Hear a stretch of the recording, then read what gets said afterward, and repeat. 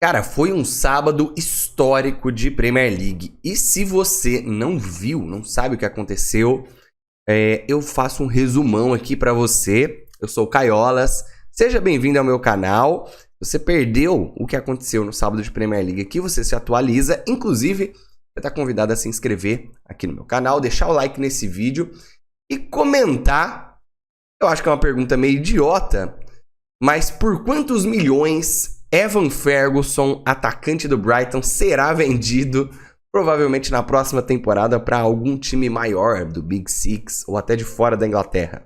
Atacante escocês, se não me falha a memória, 18 anos apenas, marcou um dos hat-tricks na temporada, no sábado de Premier League, junto de Heung-min Son no jogo do Tottenham e Erling Haaland no jogo do Manchester City. Eu vou pincelar um pouquinho comentários sobre alguns comentários sobre esses jogos, né, os 3 jogos envolvendo esses 3 jogadores, mas eu vou trazer bastante estatística para mostrar os vários recordes e coisas que foram quebradas neste sábado. Então, tanto Haaland quanto Heung-min Son quanto Evan Ferguson fizeram um hat-trick nas suas partidas. E cara, eu tava vendo aqui a estatística, é apenas a segunda vez na história da Premier League que isso acontece, que 3 jogadores diferentes fazem hat-trick no mesmo dia. A primeira vez foi há 28 anos, no dia 23 de setembro, também, de 1995. Naquela ocasião, o Robbie Fowler, ídolo do Liverpool, o Alan Shearer, ídolo do Blackburn e Newcastle, e o Tony Yeboah fizeram 3 gols no mesmo dia. Ontem, né? Porque hoje é domingo. Evan Ferguson, Heung-min Son e Erling Haaland fizeram também. Então, 28 anos depois, a Premier League marca história mais uma vez. O Heung-min Son, vamos na ordem dos jogos, o Heung-min Son fez o gol na vitória do Tottenham. Vitória de 5-2 do Tottenham contra o Burnley, no Turf Moor. E esse Tottenham tá encantador, né? A gente tá falando aqui sobre quão encantador. Quem não tá empolgado com o Tottenham? Eu não sei se tá vendo Premier League direito. Eu estou empolgado e sou torcedor do Arsenal. Mas tá muito legal de assistir. O Tottenham joga um futebol muito envolvente. É verdade que os primeiros 15 minutos foram bem complicados. O Burnley dominou o Tottenham quase completamente. Abriu o placar, fez 1-0. Mas aí, a partir dos 15 minutos, o Tottenham começou a pôr a bola no chão, trocar passes, jogar o seu jogo, envolver o adversário. Chegou a um empate, chegou a virada ainda no primeiro tempo. Um golaço. Cara, absurdo. O golaço do Cuti Romero. Quando a fase é boa, até o Cuti Romero mete golaço. Se você não viu, veja. Chute de fora da área, absurdo, absurdo. E aí depois no segundo tempo deslanchou. O Son havia marcado o primeiro, marcou mais 2, fez o seu hat-trick. O James Maddison completou os 5. E aí depois tomou mais um 5-2 placar final. Cara, é o 4º hat-trick da carreira do Son. E há um ponto muito importante aqui. O Heung-min Son começou esse jogo titular como camisa 9. Como o atacante central, né? Eu já havia falado... Não sei se eu falei aqui ou se eu falei nos vídeos lá da Head to Head. Mais uma vez, se inscreva e siga a Head to Head para acompanhar tudo da Premier League lá também. Eu falei assim, ó, o Son é um jogador que tem que pisar na área, cara. As características dele tem que ser aproveitadas dentro da área, que é marcar gol, o envolvimento e tal. E ele preenchia muito o espaço que o Harry Kane deixava, né? Quando o Harry Kane saía da área, o Son infiltrava e os dois combinavam para muitos gols assim. E na atual circunstância, o Son estava muito para a esquerda, dando amplitude para o ataque do Tottenham e o Richarlison centralizado. O Ange Postecoglou, o Ange Postecoglou percebeu que o Richarlison está muito fora do time, não estava conectando com os companheiros, então ele promoveu essa mudança que foi colocar o Son centralizado como camisa 9 e o Monor Solomon, e chegou nessa temporada dando amplitude. Ele tem muito mais velocidade, o Solomon, do que o Son. Então, essa amplitude para 1 contra 1, para jogada de linha de fundo, do Solomon tende a ser mais efetiva. E o Son, dentro da área, tende a ser mais efetivo também. Inclusive, mais efetivo que o Richarlison, né? Na primeira partida do Son, nessa posição de camisa 9, ele fez 3 gols. E o Richarlison jogou 3 partidas nessa posição e não fez nenhum, cara. Então, assim... Tá difícil defender o Richarlison. Tá difícil defender o Richarlison porque E aí? Ah, ele não teve chances. Cara, como que ele não tem chance e o Son, com o mesmo time em campo, o Son tem várias e faz 3 gols?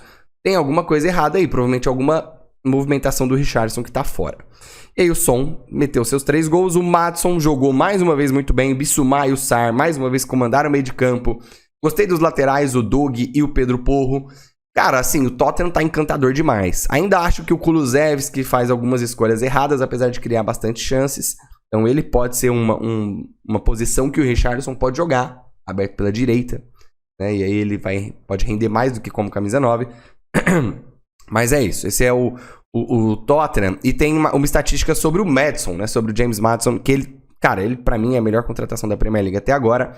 E desde que ele estreou na Premier League, lá na temporada 2018-2019, dados aqui todos que eu tô tirando da Opta, tá? Desde que ele estreou na Premier League, 2018-19, ele fez mais gols de fora da área do que qualquer outro jogador. Ele fez 18 gols de fora da área. E ele fez o 18º nessa última rodada aí, né? No jogo de ontem. E ele tá empatado aí com o James Ward-Prowse, que agora joga pelo West Ham, desculpa.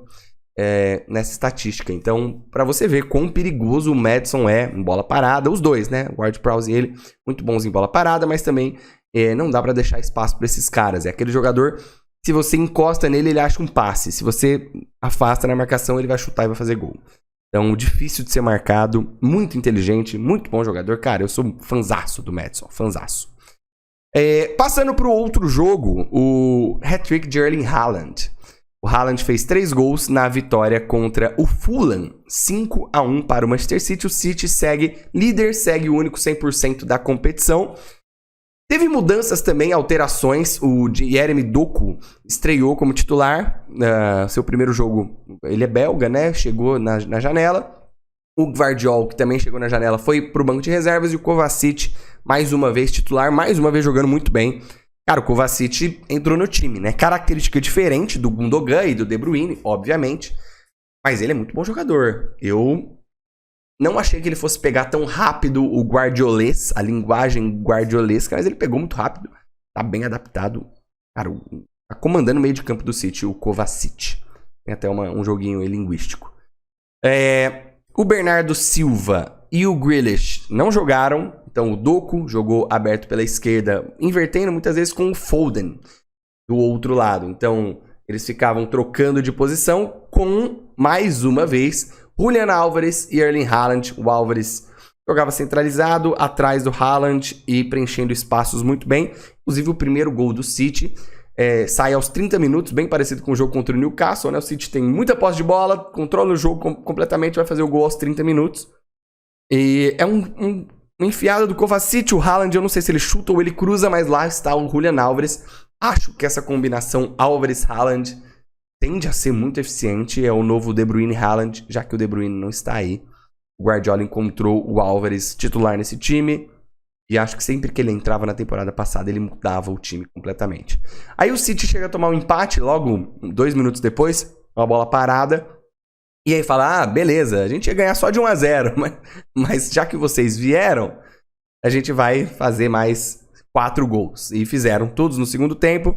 O Haaland fez os seus 3 gols no segundo tempo. E eu acho que eu vi uma estatística... Putz, eu não deixei ela preparada aqui? Acho que não, que pena. Mas tudo bem. Não, deixei sim, aqui. É a terceira vez que o Haaland faz um hat-trick em apenas um tempo, né? Em apenas 45 minutos, ou no primeiro ou no segundo tempo. E na história da Premier League, só o Andy Cole, ídolo do Manchester United, tem mais hat-tricks em 45 minutos. Ele tem 5 hat-tricks em 45 minutos, o Haaland fez o terceiro.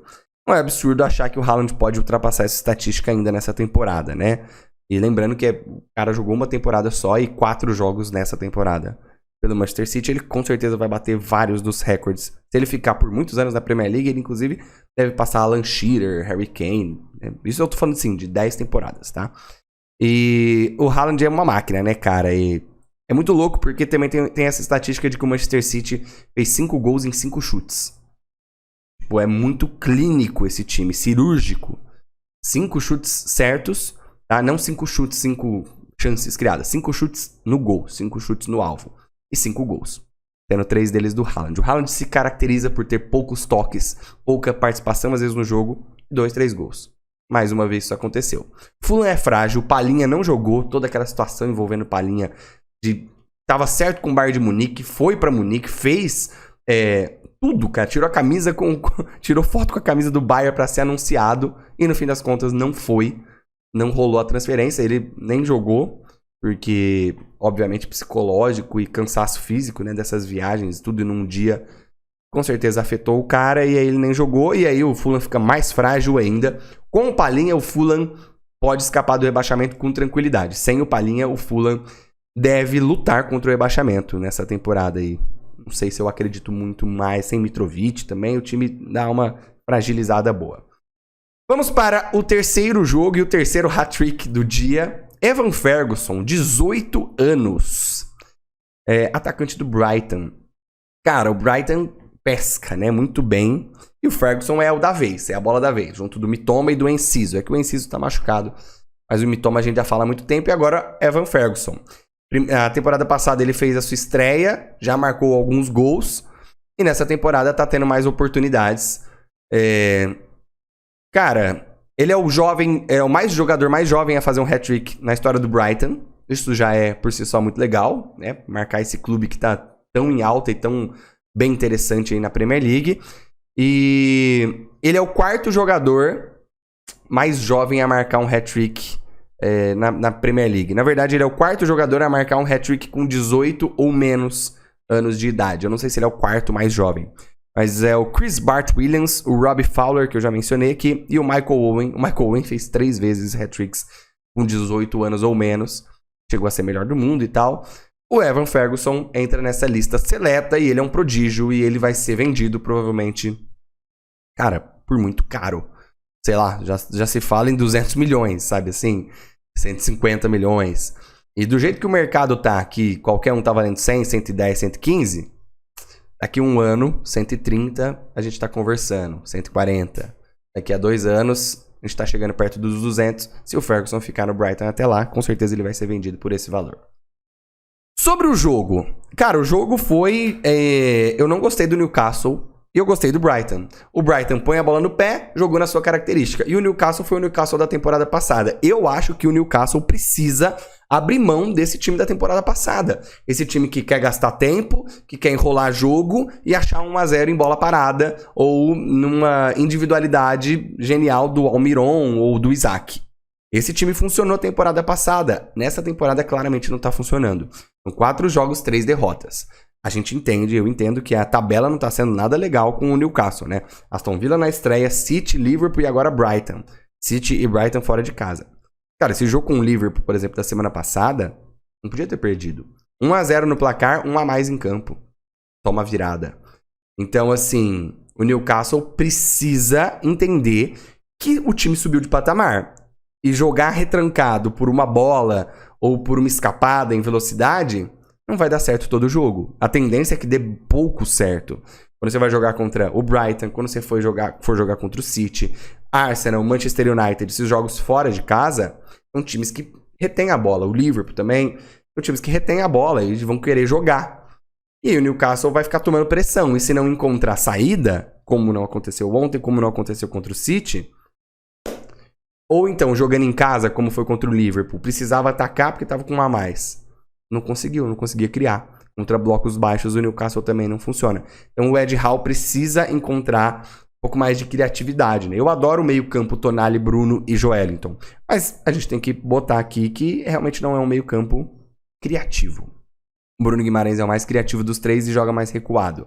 Precisa de um pouco mais de criatividade. É um time que precisa mais de um camisa 10, de um jogador pensante, de um Bruno Guimarães, de um Bruno Fernandes, de um Odegaard, um De Bruyne. Ou então, se você não tem um De Bruyne, por exemplo, Julian Álvares e Haaland funcionam muito bem no City. Será que Callum Wilson e Isaac não podem funcionar bem nesse Newcastle? Preenchendo espaços para permitir jogo pelos lados? Com Gordon e Almiron? Eu nem sou fã do Gordon, eu prefiro o Barnes. Mas, sei lá, jogar dois atacantes pode fazer com que a defesa, né, se feche e aí os jogadores de lado tendem a ter mais espaço. pode ser uma alternativa. Eu não tenho gostado do Newcastle e é o que me fez, inclusive, falar que o Newcastle não passa na Champions League com o grupo que tem. Mais uma derrota na Premier League. O time tem que acordar para a Premier League se quer lutar por vaga na próxima UEFA Champions League. Então é isso. Esse foi o vídeo de hoje. Espero que você tenha gostado. Na verdade, era para ter sido o vídeo de ontem. Mas saiu hoje, domingão. Daqui a pouco tem Liverpool, Aston Villa, depois tem Arsenal e Manchester United. A gente vai fazer repercussão desses dois jogos aí. É isso, galera. Espero que você tenha gostado. É nóis. Valeu.